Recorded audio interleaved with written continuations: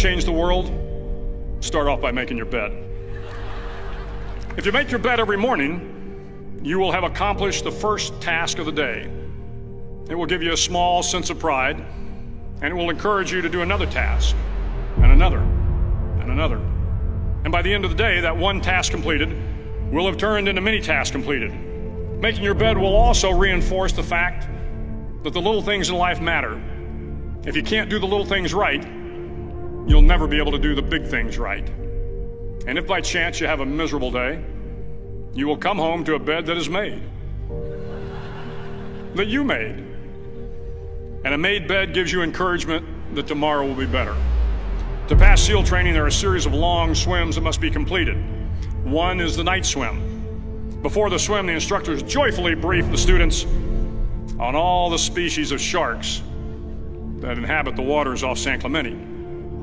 They assure you, however, that no student has ever been eaten by a shark, at least not that they can remember.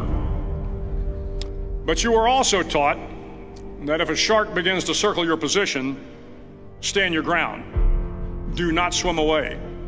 Do not act afraid. And if the shark, hungry for a midnight snack, darts towards you, then summons up all your strength and punch him in the snout, and he will turn and swim away. There are a lot of sharks in the world.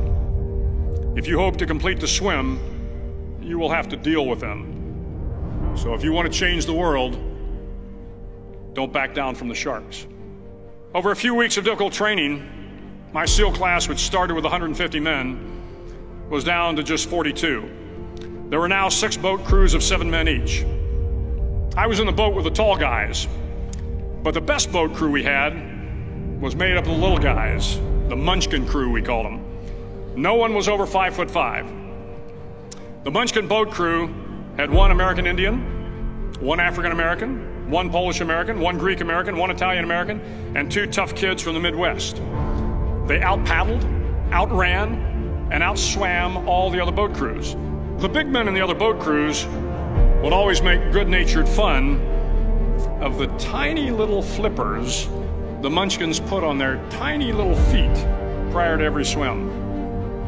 But somehow these little guys from every corner of the nation and the world always had the last laugh, swimming faster than everyone and reaching the shore long before the rest of us.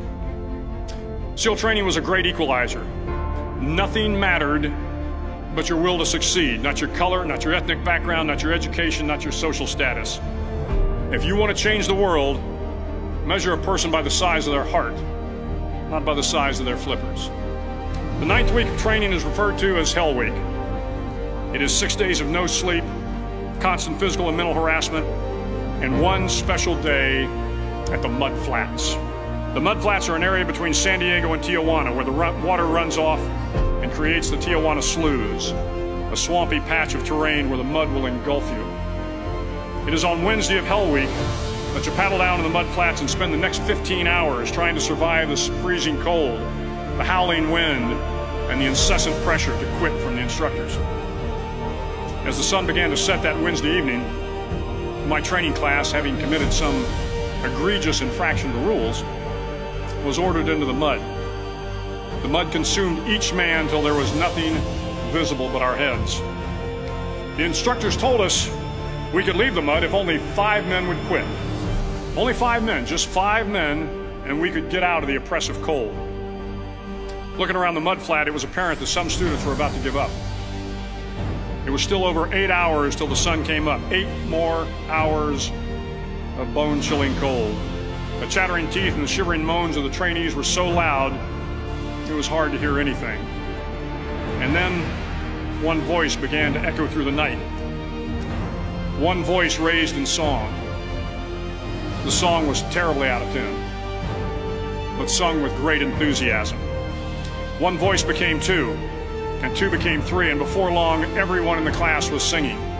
The instructors threatened us with more time in the mud if we kept up the singing, but the singing persisted, and somehow the mud seemed a little warmer, and the wind a little tamer, and the dawn not so far away.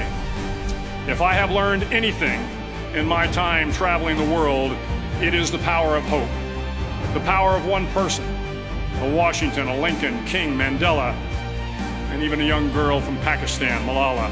One person can change the world by giving people hope. So if you want to change the world, start each day with a task completed. Find someone to help you through life. Respect everyone. Know that life is not fair and that you will fail often. But if you take some risks, step up when the times are the toughest, face down the bullies, lift up the downtrodden, and never ever give up.